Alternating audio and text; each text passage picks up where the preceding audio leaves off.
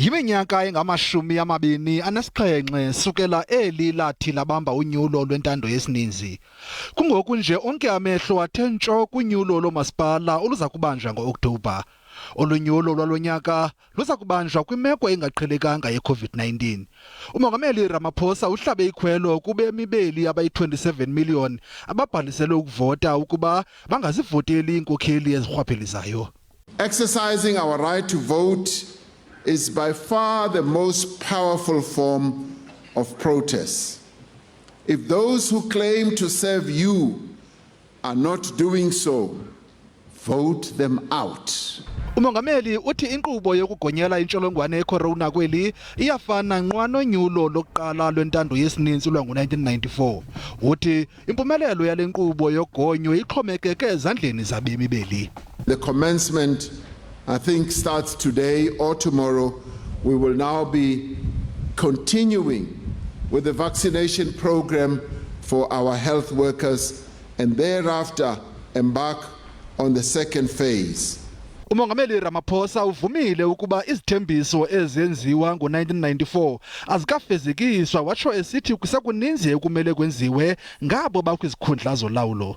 And yet, even as we have lived in a democratic country for the past 27 years, we know that across many parts of our country, the promise of 1994 has yet to be fulfilled. Millions of South Africans still live in conditions of poverty and deprivation. Umongameli ukwakhumbuze uluntu ukuba lungayekeleli umxakatho kwidabi lokulwa intsholongwane ye-corona khona ukuze sikwazi ukuphepha umsinga wesithathu wolosuleleko yile ntsholongwane. Kusenjalo abahlali baseButhabelo bathi kusekuninzi okufuneka kwenziwe ukuze benentsingiselo kubomi babo inkululeko. Bathi uphuhliso loqoqosho likhubalo kwinkululeko yabo. Aba bahlali bebevakalisa izimvo zabo emva kwentetho kaMongameli Ramaphosa kumsitho wokubhiyozela inkululeko kwiphondo laseFreystata. Lenginqi yaseButhabelo imbathwe inhlupheko kwakunye nolwaphulomthetho.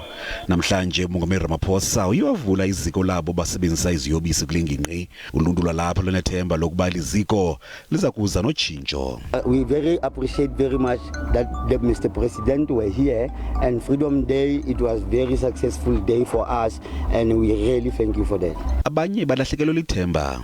Freedom Day doesn't mean anything to me because I'm a youth and I'm unemployed, so it means nothing to me, honestly. The reason why we are not enjoying this is because of we are not happy at all because of our government. Our government failed us a lot now. Kwintetho yakhe uMongameli Ramaphosa iwagxinisa kuvuselelo loqoqosho lweli.